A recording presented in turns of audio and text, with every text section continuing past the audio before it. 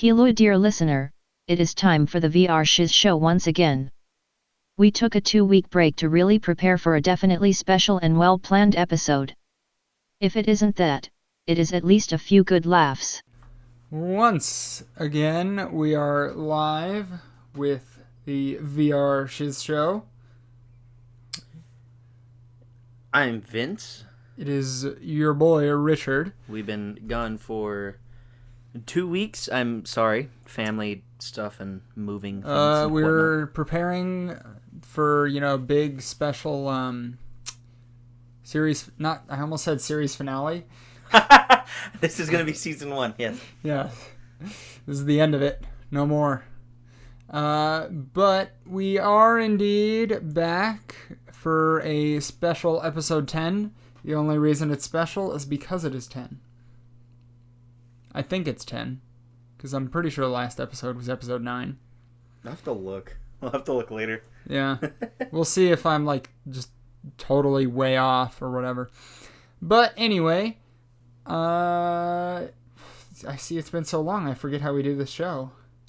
It's almost like, it's almost like it was years ago that we started this. Yeah. All of a sudden. I mean, it was a pretty crazy 2 weeks, and then just to jump back into it. But if I remember correctly, I do remember what segment comes up first. That is right. We do, media consumed. Media consumed. Yes. Now, do you want to go first, or do you want me to go first? I need to recollect my thoughts, because I don't even remember what media I have been consuming. I was thinking about it on the way over here, and I'm like, I have not had a chance to watch or play anything lately because of just moving and other things. But yeah, there is actually something that I watched with Quiz a few days ago. Continuing to watch, we haven't finished it, but Demon Slayer. I've heard of this. It's fantastic. The story it's a simple one. It's the revenge story that you hear in every single action anime, but it's done really well. Okay. The music is absolutely incredible.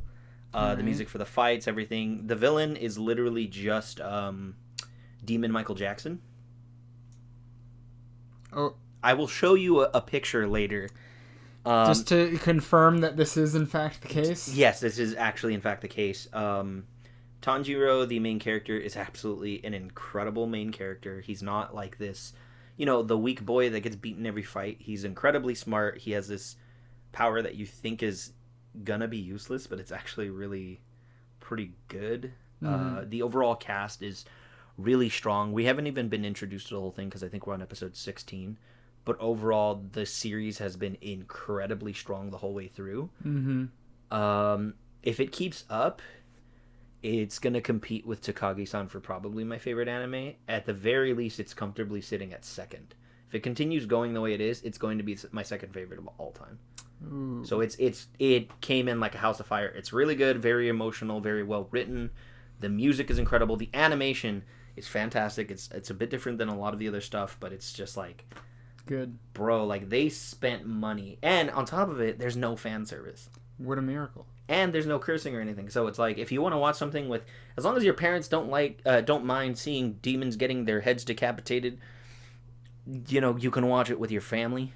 Oh, that's good. But, you're not going to see a pair of boobs or booty flying on the screen randomly. We've been 16, 17 episodes in, not detected a single thing. They have not looted the sister, which I'm really grateful for, because there's a dramatic shift in the next 2 episodes. I'm going to be so mad. She's 14, Japan. Please don't do this. But it's so far, it's been fantastic. I would recommend it. It's pretty great. So, nice. Yeah.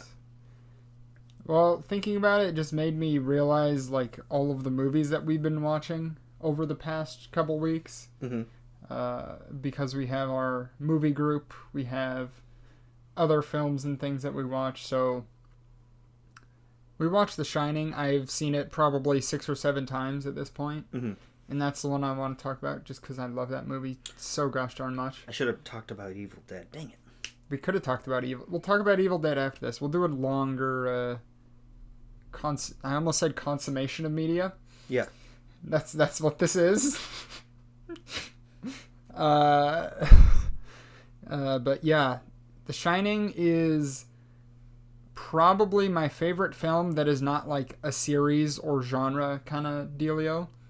Like if you exclude like Mad Max and Blade Runner, Shining is probably number one for me.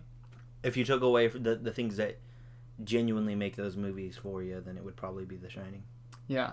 If you got rid of those two, like Shining's number one for me. It is so well made.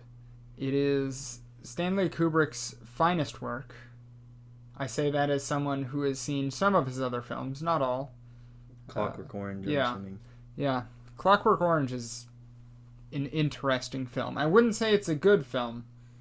It's an interesting, well-made film. Yes, I can understand that. Yeah, so...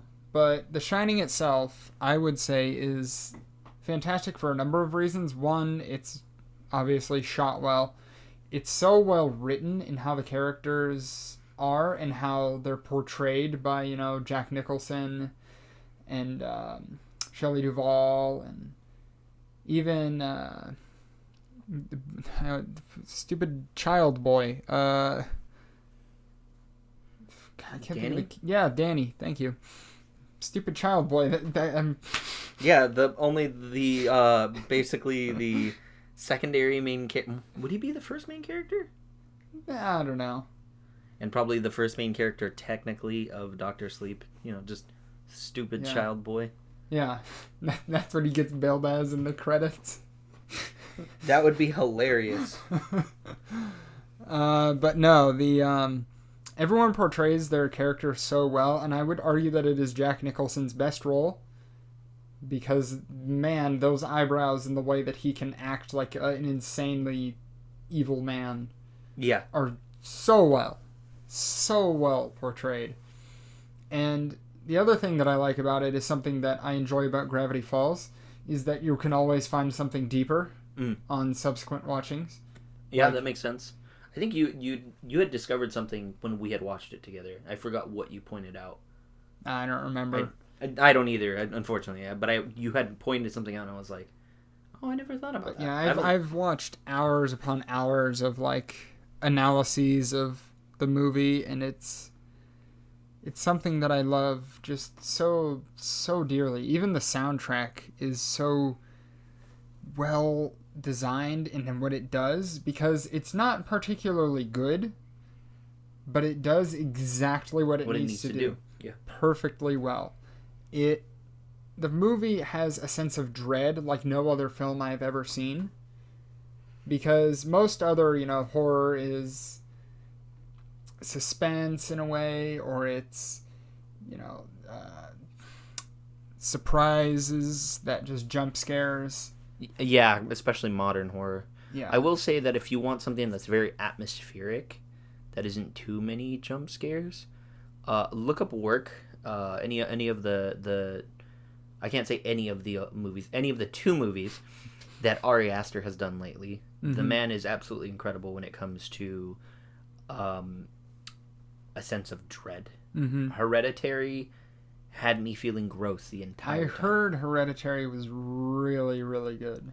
It is terrifying, but it's not terrifying just because of the whole cult stuff going on. It's like, it's legit family grief. And then when you put it in the backdrop of everything else that's going on, it just makes you feel worse as you're watching it. Oh, gosh. And but I will say, Midsommar, I don't know how it's pronounced, his other work that's based in Sweden, that one made me feel so much more uncomfortable. Mm-hmm. That one was fantastic too. I think I prefer it over the other one, but they're both incredibly well directed. He had put a lot of effort into it. Mm-hmm. So the only thing I will warn you on, okay, is both movies, for some reason, okay, have nudity. Mm-hmm. Naked old people in Hereditary, just like The Shining. Yes, but like, add like 5 more naked old people running around. Which, to be fair, that would be scary to me if a naked old person ran at me. And then there is a scene that is That is where all the nudity is contained. One scene in Midsommar that I can't say what it is because it actually spoils some really, really big thing in the movie. It's really awful. I will say that. Okay. It is the most uncomfortable scene, not just because it's, it's sex, but it's the connotation of what's going on amidst everything else. Yeah. It's the implication and everything else that's there is like one of the, you're just like, oh man, this feels really gross. Mm-hmm. It's not just because you're watching someone else, having sex. It's everything else that has to do with that. It's super uncomfortable. Mm-hmm. I watched it with my little brother, by the way. But he's 17. He's allowed to watch rated R movies. But it was one of those ones where we looked at each other because we're like, hey, we have nothing to do this weekend. Why don't we just watch 2 horror movies? And we picked those 2. And afterwards, we were both like, bro, let's like play Smash or watch something for like an hour. I need to cleanse my palate after how depressed and just awful that made me feel. Mm-hmm. But it doesn't make you feel awful like you watched it and you're like, wow, that is a bad movie. It was like, this made me feel things that I did not want to feel. But this is exactly what it was going for. And I hate the fact that the film did that to me. Mm-hmm. So, yeah, I recommend that to anybody if you can stomach horror, psychological horror, and obviously nudity. But yeah, it's fantastic. Yeah. I also remembered something that I think we're going to report on whether or not we had done, but we watched Spiderverse. I finally forced you to watch that. Actually, if you'd like, we could also tie this into what the topic is today, because I had talked about it a lot throughout the entire movie. Yeah. All right. We'll tie it in. This will be a nice bridging topic. It's pretend that I planned it and then I'm a really good host. I mean, it could be just a review and an overview at the same time. So, Spiderverse, I love it and would argue that it is the greatest Spider-Man film of all time. After watching it, I think I sat down with you and I was like, okay, yeah, I agree. I love Spider-Man 2, but this was crafted with so much care and love that you can tell that the directors genuinely cared, not just about making a good movie, but a really good Spider-Man movie. Yeah. Like, spoiler for, I don't know how old it is, but we'll probably go into spoilers. So go watch Spider-Verse and then come back. Make sure you come back. We'll give you 5 seconds to pause this video, watch the movie, and then just come back. Watch the video in 5 seconds. Yes. You can do it. But yeah. So Spider-Verse, centering on Miles Morales, doesn't dwell on the Spider-Man origins, or I should say that it does, but it does it in such a fun and fantastic way of like, the story of Spider-Man, let's skip it around to the point. And then they play with that gag and it's hilarious. Yeah. Like 3 or 4 more times. Yes, they did do that with the other each of the Spider-Men. Yes. But yeah, so the movie is visually, for me, something that I don't know if I can ever see being competed with in cinema because of the visual flair it has with the comic book filter on it. Yes. With the early, that would have been like 50s, 60s style comics where it's kind of the dot art almost that's filtering almost the entire film. And aside from that, it blends a lot of 2D comic booky aesthetic into the 3D animation that it has. And it's such a visually stunning film, which is one of the reasons why I like Blade Runner. Yes. Especially 2049, because it is visually incredible. Same thing with especially Mad Max Fury Road. I love the visuals in those movies, and this, I would say, tops them visually. Okay. Because, again, even something that I didn't notice until it was pointed out in like some stupid trivia thing is that Miles, up until his momentous I am Spider-Man type scene, he's at half the frame rate as everything else in the film. To like reflect that he's unsure, he's unsteady. He hasn't fully accepted the whole... Yeah. He's an awkward guy who's going to be moving in an awkward way throughout the entire film up until he has the confidence to not be that. And it's so incredible. But yeah, I don't know. Any of your thoughts on? I will say that because we can, what's it called? We can tie it into what we were going to talk about today. By the way, the topic of the show is going to be film scores that we love. Yes. Yeah. And movies got good sounds, man. Yes. Now, before I go on, for film scores, does it just include overall sound design as well? Yes, it often does, but I don't know. Talk about what you want to talk about, man. Okay, so for Into the Spiderverse, I think one of the things that made it so good was the overall soundtrack and just everything that they did soundtrack sound-wise. For Into the Spider-Verse is incredible. I am not a hip-hop guy, but gosh, the music in that film is so good and so well chosen, and it matched the overall aesthetic. Yes. I think, which I think complements it well, and that's something that I can appreciate for a lot of other films where I might not necessarily like the genre of music, but because of the film and the way it's chosen, will change my opinion on certain things. Yes. Like if it was just choosing these songs just to choose these songs, it would not have worked. But because they tonally match everything about it, it creates such a different experience. Yeah, no. Man, I think that's one of the things that kind of overall pushed Into the Spider-Verse over Spider-Man 2. Like, as good as that was, and as incredible as a director as I think Sam Raimi is, the man is amazing. Yeah.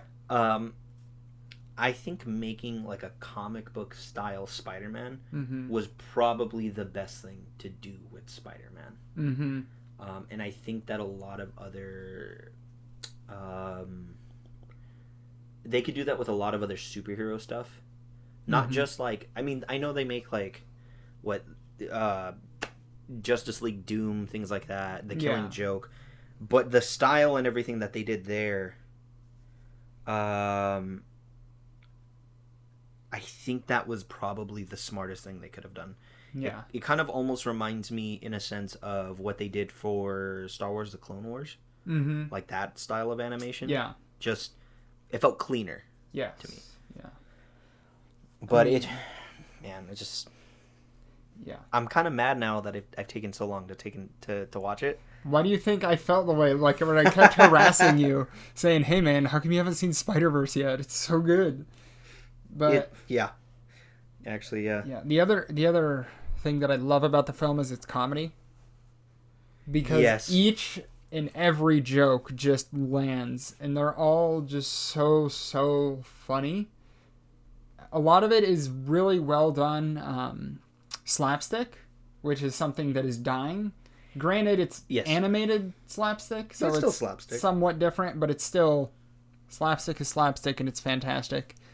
And it's something that is unfortunately dying because people just want the same old in terms of comedy or what they can pull off with comedy, things like that. But yeah, Phil Lord and Chris Miller, they're comedic geniuses. Every single thing I've seen of theirs is fantastic.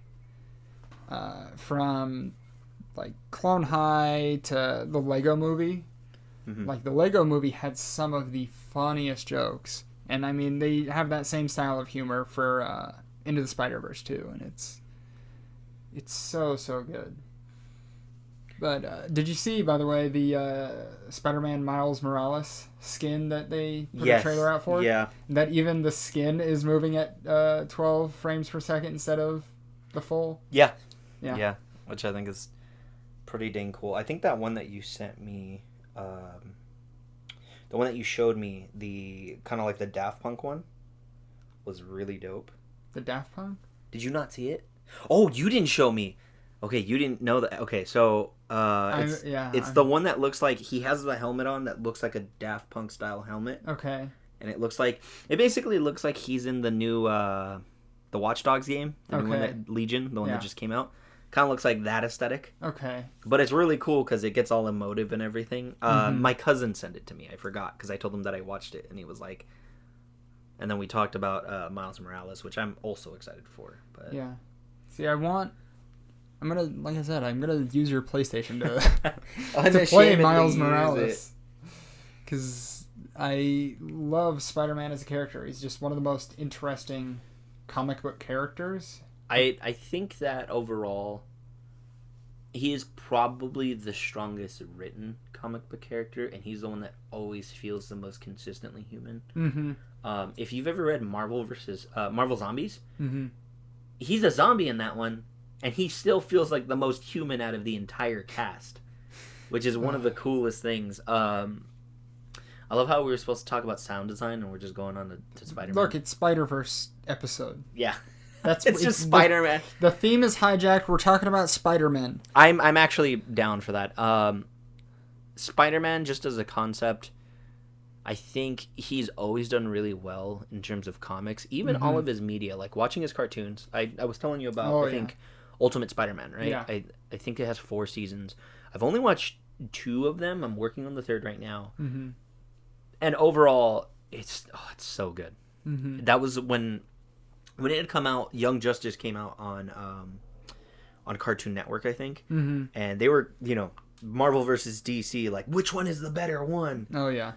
I still haven't seen the 3rd season of Young Justice. I will get to it eventually. I have to get the stupid streaming service that I don't want to get, and then I'll. You don't have to get a streaming service, Vince. I could just. We're not gonna say what you could do, but you could. Yes. It's how I'm gonna watch The Mandalorian. I have a Disney Plus account. I could just. Nope. I could just send it to No. you. It'd be funny. No. I refuse to support Disney officially. I mean, I'm paying for it for my family. Nope. What's it called?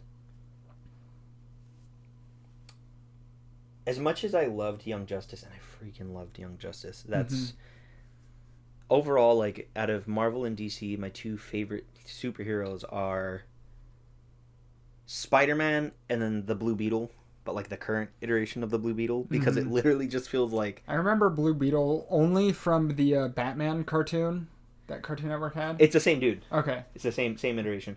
But it literally just feels like if DC finally thought about their heroes and was like, maybe we should make them more human, kind of like Spider-Man?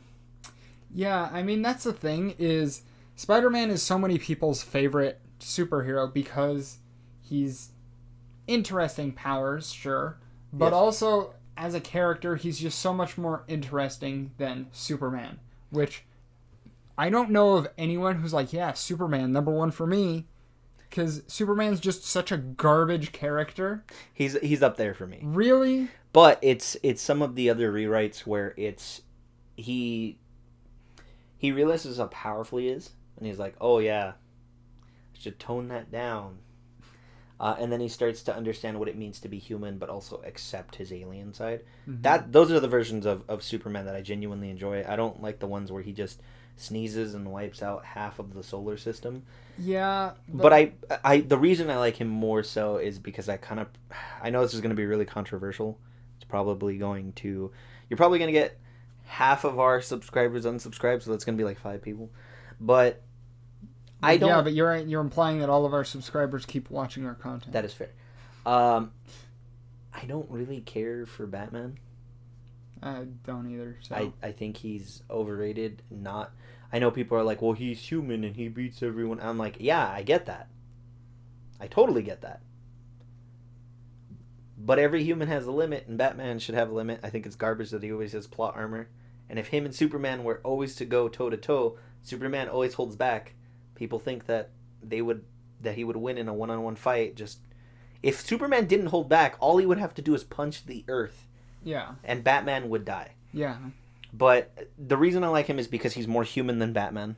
I think I liked him more out of spite initially, and then I started like actually reading stuff, and I'm like, okay, I can deal with this. But then you get into like Superboy and Supergirl, and I'm just like, yeah, no. Yeah. See, I just can't understand Superman making it this long as a hero, because at this point it's just literally he can do anything, whatever.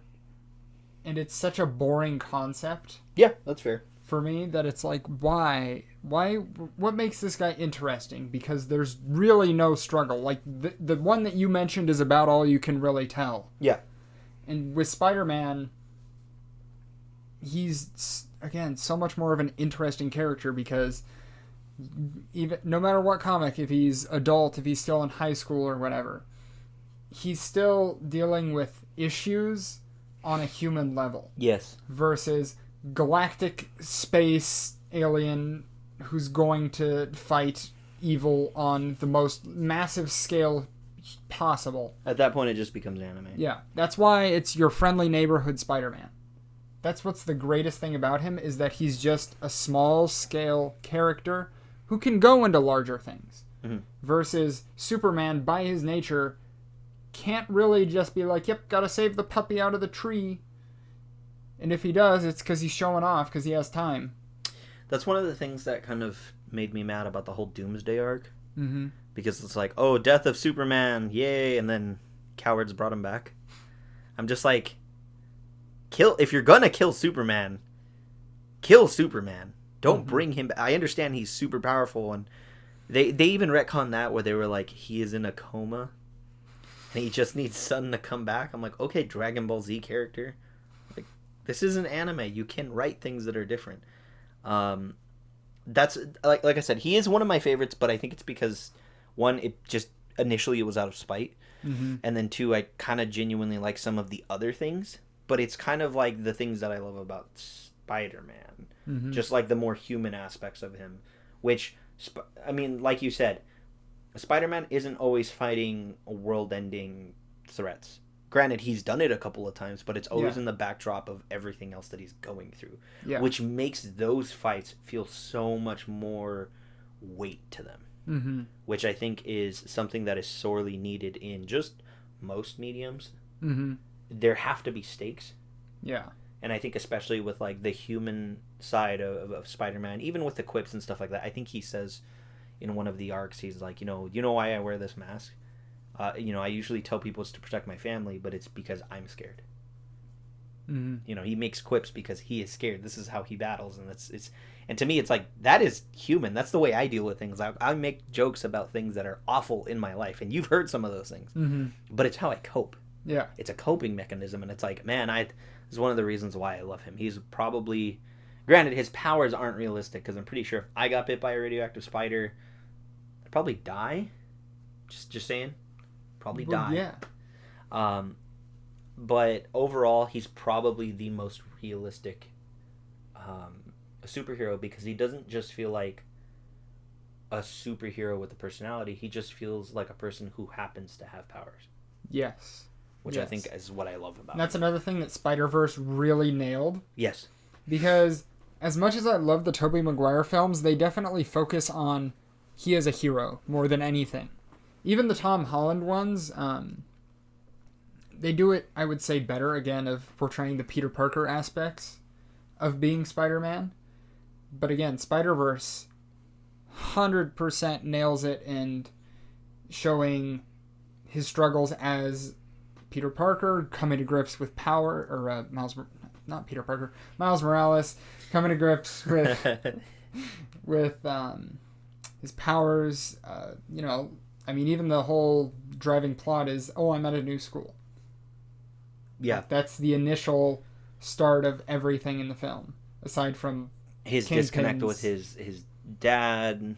The fact that he trusts, it seems more like in his uncle, because he's like the cooler, what he wants to be, trying to fit in with that new school, and then all of a sudden getting something that completely changes him. It's like going through puberty again, but you're stronger. Yeah.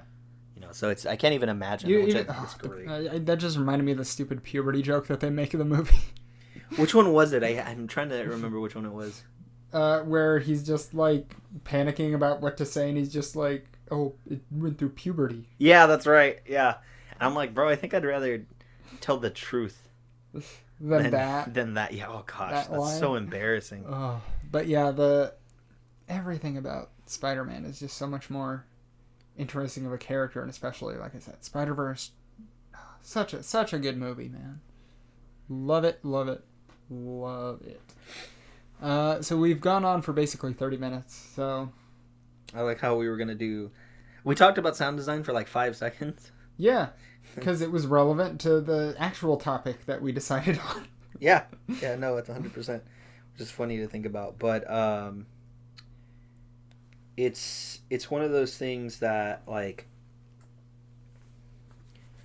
I don't know, I think any medium, any form of artwork that can really make you think and reflect on your life, Mm-hmm. which, again, one of the reasons why I love Spider-Man, that scene that they do in the comics with grief, where it's Peter Parker and I think Miles Morales, where they're sitting over the city, and he's like, how do you deal with it? And he, they talk about grief and, losing his Uncle Ben, and Miles, I think, losing his dad around that same time. Like, that is something that I had to reflect on personally, because, we've lost a lot of people in my family. We, it's the reason why I was gone for 2 weeks. We lost someone in our family, and it's one of those things where it's like, man, if a medium like that is fictional can make you think about those things, and really put into perspective and help you understand those things, I think it's something that is, for the lack of a better term, really well written. Yeah. If it can make you think about those things and help you cope with them sometimes. As the academic analysis of film would say, it is the human condition. Yes. And I think it's usually as much as, especially with like superhero mediums, as much as it is us wanting to be better and do more, I also think it's a fantastic way to explore the human condition. Yeah. And I think that heroes that are more grounded in that, usually, there are exceptions, usually make for better heroes overall. Yeah. So. Isn't the counterexample of that, what is it, a Squirrel Girl? Isn't she like crazy power? I think she knocked out the Hulk one time. I don't know anything other than she, like, the unstoppable bit in her name is true, but she's just like the dumbest nonsense character. Yes, it's almost like she's another Deadpool, but a bit more campy. Yeah. Which is hard to do, in all honesty. It's a campier Deadpool that doesn't break the fourth wall. Yes, that is true. I will say that, just side note, I will never not see Deadpool as Ryan Reynolds as Deadpool. Never not see him as. I think he earned the right to be that character 100%. forever. He's fantastic. I wish that Disney and Marvel had the guts to do something together, so we could have like Spider-Man and Deadpool in the same movie, because they do a lot of things together, which I think is pretty fantastic. But according to rumors, which may or may not have been confirmed or denied or anything like that, from what I've seen, he's going to be in the new Doctor Strange. Really? Yeah. I could be pulling that out of my rear and just repeating information that I heard incorrectly. So, I don't know. But yeah, I'm also interested to see where Marvel goes with everything kind of being, alright, everything's kind of done. Nothing really matters. Let's see how you can actually hype me up to care about what you have to say anymore. Yeah, it's true. Disney needs to stop making garbage reboots of very beloved properties and just do cool things with Marvel that don't start with Captain Marvel. We can hope. But anyway, that has been the VR Shiz Show. As always, thank you for listening. Yeah, I'm Vince. I'm Richard, and maybe we'll, I don't know, stay on topic or something next time. It's fun. We maybe for every 10th episode we do a review or an overview of something. I think that would be cool. You're acting like we're going to remember this in Probably 10 not. Episodes. Probably not, but that would be really that's going to be good. over 2 months from now, Vince. That would be really cool character growth. We're not going to remember. We're not growing as characters. We're the same garbage people always. I'm a toaster. I remembered. All right. See you later. See ya.